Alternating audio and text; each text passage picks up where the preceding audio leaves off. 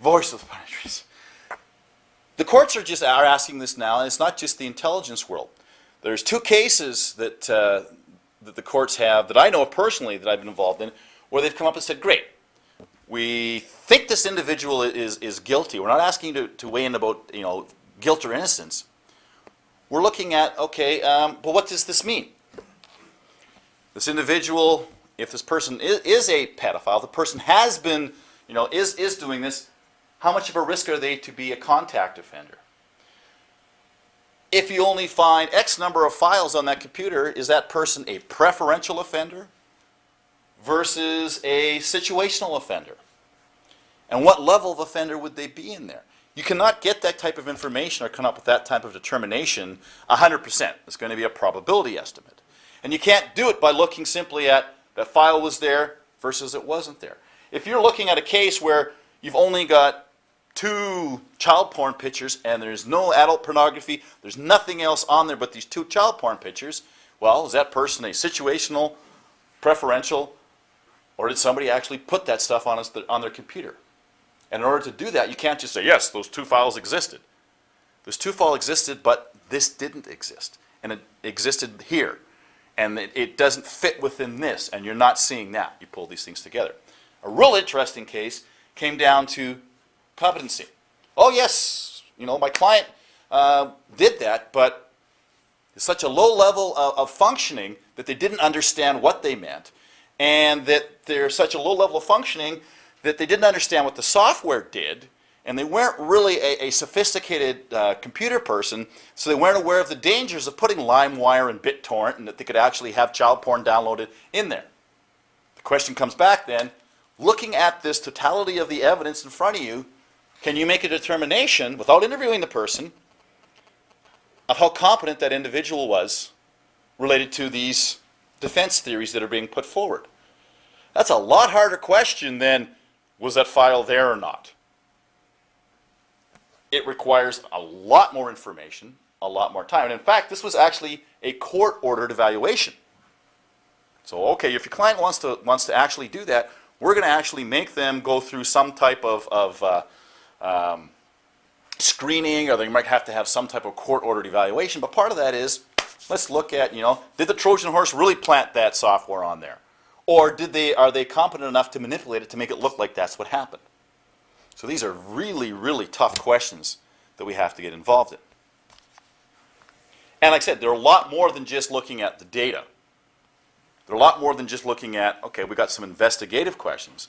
In order to get to the investigative questions, to be able to answer them, and not just answer them in yes or no, answer them and be able to say with some degree of certainty whether that answer is correct or not, requires this whole concept of the analytics, requires this whole concept of context and meaning, and the ability for you to develop this personal narrative, and the ability to understand what this stuff means versus what it might not mean, versus it's meaningless. Like I said, these are not exactly easy questions to answer. So it really is not all about the data, and this is where we really like to say, okay, we can just collect it. If we collect everything, we're good. Well, what do we do with it? And it really is not all about the information. Okay? It's really about the knowledge, and we only get that through understanding all the interconnections, connecting the dots, and really looking at what is the actual meaning, what is the context, and how this relate to any of those questions, if you can even answer any of them. Now I got room for discussion, but I just wanted to see if I could get this to come up for a second. I've actually got a small little, this should work, small little example of a mind map related to one of those simple questions I asked you about. Okay, we need to get information related to a physical location of that system, and what can we use to do that? I'm just thinking this may or may not work. Okay, are you seeing that now? Okay, I'm just going to open it again. Okay. So this is just a very simple mind map, okay? And one of the analytic questions is physical location of devices. We want to know where that device existed. Well, what can we look at? Okay, well, maybe things like MAC addresses, network interface card, non-volatile memory, output virtual versus virtual memory page files. P2P applications. We may also want to look at volatile memory, okay, web browsing, and the wireless card. Well, how could any of those artifacts, any of those pieces of data, allow us to answer that question? Well, let's go to P2P application. Maybe there's some country-specific settings or versions of that. Language modules. Stored network settings for the P2P device or for that, or the P2P network. That's going to allow us to roll that up and be able to answer some questions related to where that device may have been located. Wireless card, we talked about that earlier, right? A wireless card to that hot point. Think of your cell phone. Quite often now, some really sophisticated questions are being asked, not about where the person necessarily was, but what side of the tower were they on? What side of the antenna was that individual on?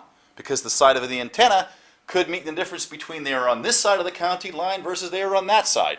Or they were on this bridge versus this other bridge, which can become very important for what Spaff talked about, the alibi. Really important information. Okay, well, what about, let's see here. Okay. Volatile memory output. Okay, was there anything in there related to cached anything? Printing. We could tell what printer it was stored to. That person actually took that laptop, walked into that person's office, had connected to that printer, and had done something. That gives us an idea of the physical location. What information could be stored in there? Web browsing. Localized browsing data. What information on there tells us about time location, local events, history file artifacts. And you can start actually drawing with this the connections between all these. Where do these things all meet up? So this is just a simple way of taking a very simple investigative or intelligence question about, okay, I have this device, how can I tell where it's been? And mapping the information, the artifacts, the data points you need to start making the decisions as to, A, can I answer the question? And B, if I can answer the question, at what level of granularity can that question be answered?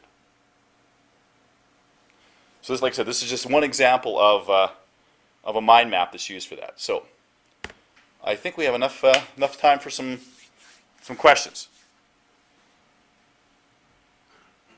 No questions? They're afraid you'll track them from the I think what we're seeing is, let me just throw something out. In my opinion, this is becoming very, very important areas to start looking at, because as we become more comfortable with technology, the questions we ask of it become more complex and more complicated, and the information we want. At one time, when I first started doing this about 20 years ago, it was, was that file there or it wasn't? Now it's, well, could it be a Trojan horse defense, and what does that mean? As people start getting more familiar with technology and its limitations, then the challenges start coming out as, well, you're telling me it was, how do you know it was actually him that downloaded it? Because anybody could have been behind the system. It starts becoming more complicated, and a lot more, I think, intelligent questions are being asked of the information. Right. Do you see digital forensics ever going in the direction where, in order to get a court order to analyze a drive or some storage media, the court order only allows you to analyze a certain part of that drive and not the whole thing? Yeah, I'm actually, if I was to make a prediction, I'd say we're going to see that pretty quick, because the court challenges to these fishing expeditions or these overly broad or general warrants, which is really, if you look at the history of the protection from unreasonable search and seizure, the last thing they want are these general warrants where you can look for everything. I don't know whether it's going to specifically say portion of the hard drive. I think you're going to see the introduction of constrained tools, or tools that constrain the view. So if you're going and looking for you're working on this type of case, and the court says you're only looking at spreadsheets or information X, the tool then will ignore this other information and only show you this. Now the danger with that is you lose the context. By looking at it constrained, it might mean something here, but when you look at where it was in relation to everything else, or shadows, or anything else that was related to it, that might mean something completely different. So I know the defense is wanting it, yet they're not wanting it, because they know by wanting it, they could get rid of the context and meaning that sometimes supports the defense's legal theory, or may not supports it, but casts a shadow of doubt that it could have happened in more than one way. But yeah, the courts are really looking at